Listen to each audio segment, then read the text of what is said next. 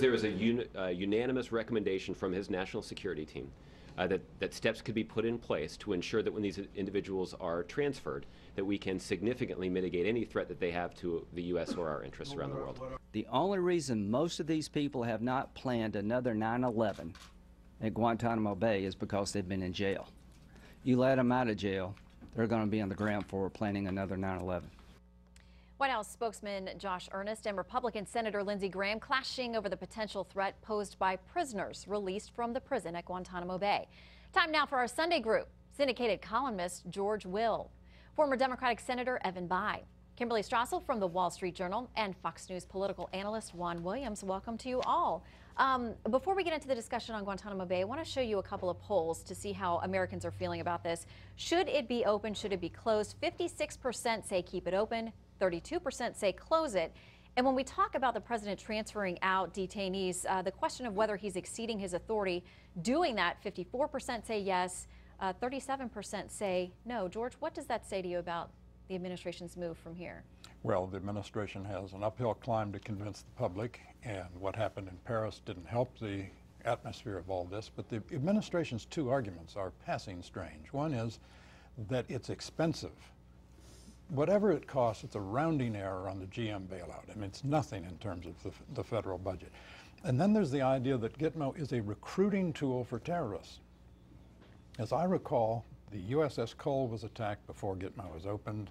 The World Trade Center was attacked twice before the Gitmo was opened. There's no empirical evidence, let alone plausible assumption, that says people are becoming terrorists because of Gitmo. We asked viewers what they wanted to ask you, the panel, about this. And so this is what we got from social media. Two related questions. On Facebook, Kelly Bailey wrote, why on earth can't Congress step in and put an end to this president overstepping his bounds? The American people do not trust Washington, D.C. at all. Does anybody want to make a bet at the end of his presidency he pardons each and every prisoner there? And on Twitter from Naomi M, we got, is there any way to stop Obama from releasing these terrorists? He has no regard for public opinion or Congress. Senator Bayh, you've been in the middle of these tug of wars before. We're going to have a group of GOP senators introduce legislation this week attempting to block releases from Gitmo. Did they get anywhere with that? They may get somewhere with it, Shannon. They might even get a majority. Whether they'll get enough to break a filibuster in the Senate, which tends to block everything, is another question. My guess is the president will probably keep enough Democrats in line to prevent that, or if it passes, he'll have enough to sustain a veto. So I think the real question here is, this is a well-intended debate, but I tend to side with George. The root causes of alienation that lead to terrorism in the Middle East and elsewhere really are economic, political, much deeper. Gitmo tends to be a symbol, and I don't think really will have much impact. It's hard for me to believe that ISIS or Al-Qaeda or their recruits suddenly will think, well, we'll lay off the Americans simply because they're closing Guantanamo Bay. They'll just simply find another excuse. And we talked with our first two guests, Senators Johnson and Cardin, about the growing threat in Syria and how that continues to bubble up as a player as folks are training there, folks are traveling there, returning to their countries. Kimberly, how do you think that impacts our conversation about maybe missed opportunities for this administration in Syria? Well, it's remarkable that they are doing this at the time they have. Remember the history here. The president campaigned on closing this. In 2009, Congress said no and barred him from moving prisoners to the United States and trying them here. It has smoldered since then. They've now picked up the pace at exactly this moment where we have this enormous question about all of these people using Syria and Afghanistan and Iraq as a terrorist sanctuary.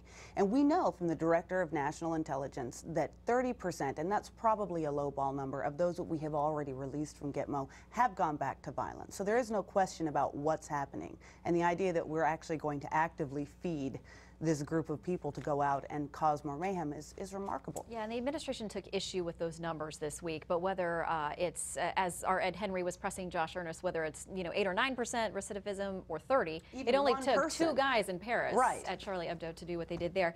Juan, I want to put up another poll and get your chance to react. We asked, is Obama prepared to do whatever it takes to defeat Islamic extremists? Yes, he is, 38%. 55% say no. He's losing the public relations battle on this. I think that clearly you have people who say, and I think this is historically the case, that Democrats are sort of the mama party, Shannon, and the Republicans are the daddy party, and Republicans are the ones who will get out there, Dick Cheney and the like, and truly take it to the terrorists. And I think that sentiment remains, especially when you hear the kind of criticism against closing Guantanamo Bay. The Supreme Court has ruled this is an affront to American constitutional law, that you can't keep people for an uncontrolled amount of time without charging them with crimes, without taking them to court. This is just not legal. It's not American. But given the amount of fear that we have in our society, people say, hey, don't let those guys go. If it says one person, as you said, I think the White House says 6% or 30%, as Kimberly was saying. So people have a sense, you know what, we got to fight them at every edge. And when you hear from this White House the refusal to call this terrorism Islamic, then again, the right, the base, especially on the Republican Party, says this president is weak on fighting terror. I think the record is to the contrary. I think this is a president who uses drones. I think we have done well in terms, we're the only country going after ISIS right now. All these Europeans and all the concern about President Obama not standing in the front of that rally last weekend, I think it's the United States that puts treasure and blood on the line to fight the terrorists. We do have some coalition forces working with us, although at a much lower rate than we are in places like Syria and Iraq.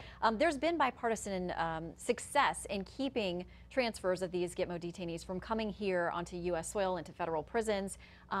Somewhere else we're seeing bipartisan unification is on the sanctions with regard to Iran. Now, we heard this week that there was a dust-up of sorts, as only there would be in Washington between the president and Democratic Senator Bob Menendez.